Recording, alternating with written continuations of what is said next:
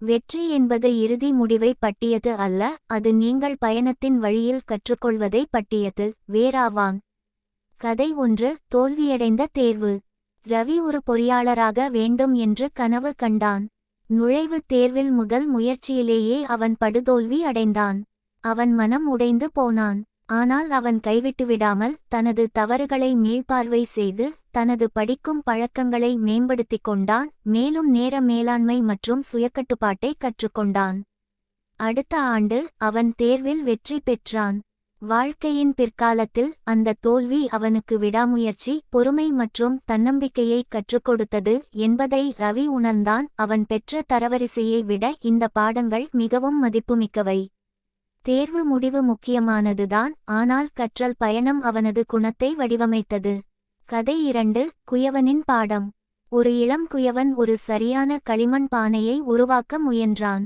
பல பானைகள் காயும்போது விரிசல் அடைந்தன.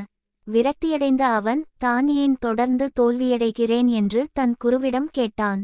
அதற்கு குரு, விரிசல் அடைந்த ஒவ்வொரு பானையும் சமநிலை எப்படி இருக்கும் என்பதை உன் கைகளுக்கு கற்றுக் கொடுக்கிறது என்றார். சில மாதங்களுக்குப் பிறகு அந்த இளம் குயவன் அழகான, உறுதியான பானைகளை உருவாக்கினான். உடனடி வெற்றி இல்லாதபோதும் ஒவ்வொரு தோல்வி முயற்சியும் தனது திறமையை வளர்த்தது என்பதை அவன் புரிந்து கொண்டான். வெற்றி என்பது இறுதி பானை அல்ல, அது ஒவ்வொரு தவறிலும் மறைந்திருந்த கற்றல்தான். கதை 3. சிறு தொழில் உரிமையாளர். மீனா ஒரு சிறிய பேக்கரியை தொடங்கினாள். முதல் ஆண்டில் அவள் நஷ்டங்கள், வாடிக்கையாளர் புகார்கள் மற்றும் விநியோகஸ்தர் சிக்கல்களை எதிர்கொண்டாள். பலர் அவளை தொழிலை விட்டுவிடும்படி கூறினர். அதற்கு பதிலாக அவள் பின்வருவனவற்றை கற்றுக்கொண்டாள். பணத்தை எப்படி நிர்வகிப்பது, தரத்தை எப்படி மேம்படுத்துவது, வாடிக்கையாளர்களிடம் எப்படி அன்புடன் நடந்து கொள்வது. பல ஆண்டுகளுக்குப் பிறகு அவளது பேக்கரி பிரபலமானது.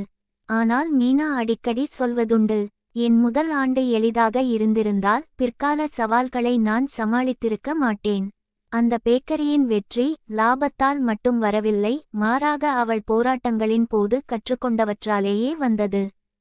கதை 4. மாரத்தான் ஓட்டப்பந்தய வீரர். ஒருவர் மாரத்தான் ஓட்டத்திற்காக பயிற்சி பெற்றார், ஆனால் தனது முதல் பந்தயத்தை அவரால் முடிக்க முடியவில்லை. பாதி வழியிலேயே அவர் மயங்கி விழுந்தார்.